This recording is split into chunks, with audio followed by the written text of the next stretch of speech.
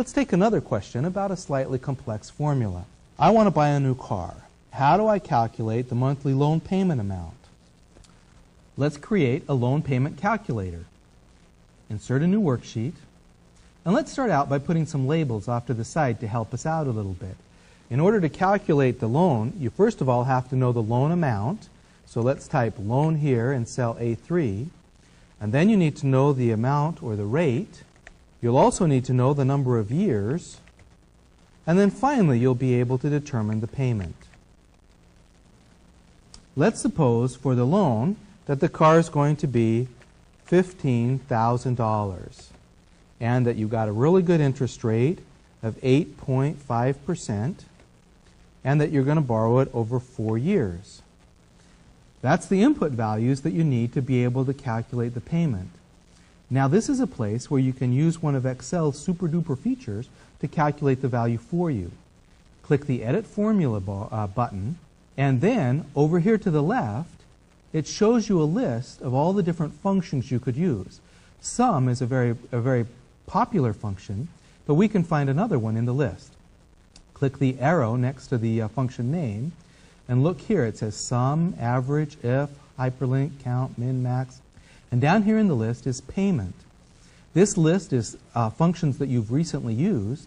If you want a function that's not in the list, you can select more functions and move into all of the hundreds and hundreds of functions that Excel has available.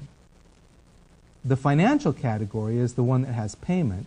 You can also calculate all sorts of things that would help you with your IRA portfolio.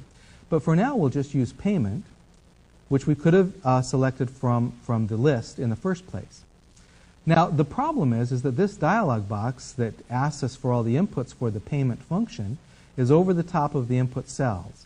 What we do about that is simply click anywhere on the gray background and drag the dialog box off a little bit so that you can see the cells in the background. The payment box here, the function box, shows you all of the different information that you need to give. If the label is black, that means that you have to give it a value for that. If the label is lighter, is not as bold, that means that it's optional, and we'll ignore those for this one. Here this says, down at the bottom, it gives you some tips for what you want to put into each box. Down here it says rate is the interest rate per period for the loan. So we'll click here, and then click over on the rate of 8.5%. That's cell B4. Then click in the NPER bucket, and this says NPER is the total number of payments for the loan. That sounds like the number of years.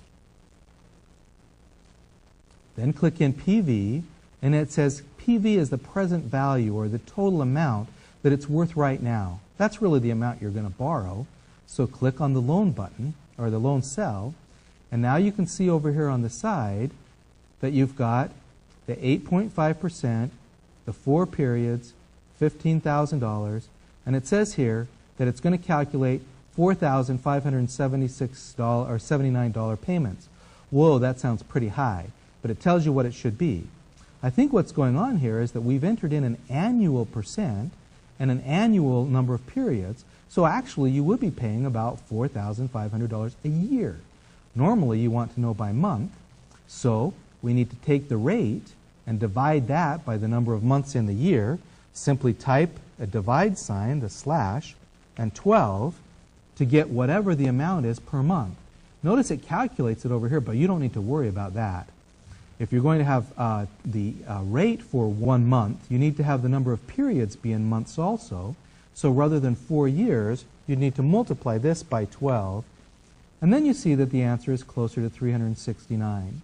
If you'd rather have the payment amount be positive rather than negative, just put a minus sign in front of the present value. And then you can see the payment is $369. Then click OK when you're through with the formula. This is a function which calculates a loan payment amount. If you change the loan amount, you get a new payment amount. Functions can be a very, very powerful tool for calculating almost anything. If you're into scientific or technical or financial areas, you might want to take a close look at that list of functions. In each case, you give it a value or several values, and it gives you a value back.